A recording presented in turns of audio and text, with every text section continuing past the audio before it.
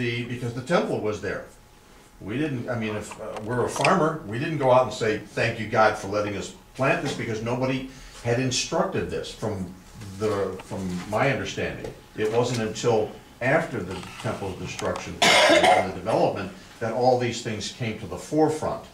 So would it be the fact that we're a little more conscious of it now than our predecessors were, since they didn't have it to do it? I don't know. Let me get Louisa's question and well, I think though in the Tanakh, there's many examples of spontaneous prayer, whether it's Hannah or whether it's Sarah or Abraham, or, you know, just before prayer was institutionalized, that people prayed from their heart and they spoke directly to God. So I think it's always been there. Right, so spontaneous prayer has always been there, and also going back to the Bible, going back to the Bible, we have fixed prayer. It just happens that the fixed prayer of the Bible times was sacrifice, the temple, and the Torah illustrates that in detail. All the sacrifices we're supposed to do on the Sabbath, on holidays, daily sacrifice. That was the prayer book of pre-rabbinic times. Rabbinic times say we don't have a temple, we don't have this fixture anymore in Jewish life. How can we access God on a regular way that has echoes of the temple? I understand, and that's why I'm saying, if I'm not in Jerusalem with the temple, or showing up for one of the 3 holidays, Pesach, Shavuos, or Sukkot, I'm out there busting my hiney, and I'm trying to put food on the table and just make bread.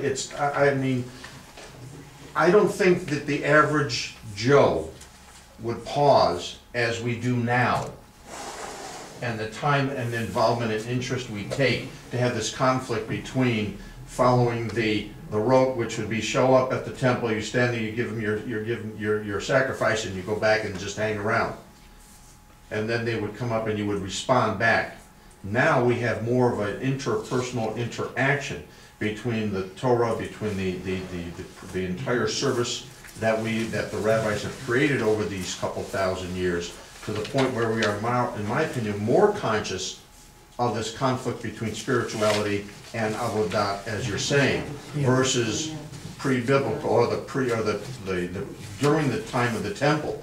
That, in my opinion, that was responsible for the Kohanim, and we showed up to say here. Right, right, okay. And now we are all Kohanim. Exactly. And I want to get Ezra's comment and then wrap it up. Not much, but the fact that Israel as an Israelite used to be, like you say, in Babylon, for most part, I think from father to son generation, everybody knew what to do because they were all together.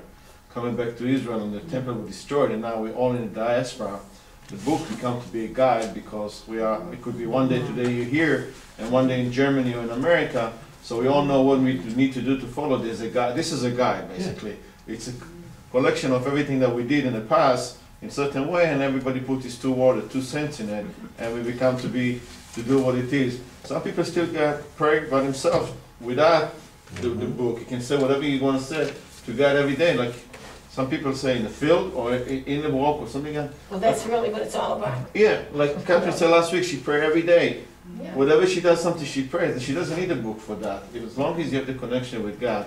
And I think, again, I'm going back to biblical time. Everybody from Kohanim to the time we prayed directly to God, because there was a temple, because there were Kohanim, we knew exactly what to need to do. Now we don't, because we don't have the leaders. And the leader could be you today, and it'd be somewhere else, elsewhere. That's why we have the book, which is all over the world. Right, so thank you, Ezra. Just to wrap up, to bring some closure to all this. So we see prayer as our rabbinic tradition understands it as avodah, service of God.